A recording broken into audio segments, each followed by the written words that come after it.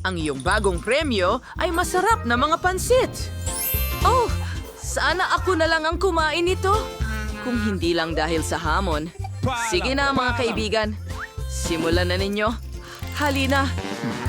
Well, gustong-gusto ko ang pagguhit ng mga sarsa higit sa anumang bagay sa mundo. Dahil hindi lang ito masaya, kundi masarap din.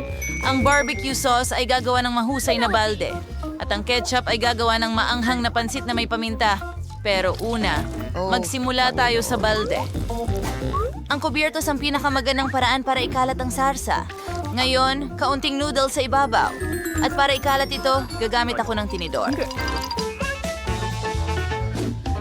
Uy, ang kakaiba ng pink na drawing. maayos, okay? Uy, wala na akong ibang pagpipilian. Well, gaya ng sinabi ni Phoebe, ito'y isang...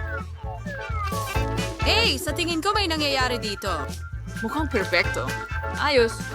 Ano ma-appreciate din ng teacher? Sige.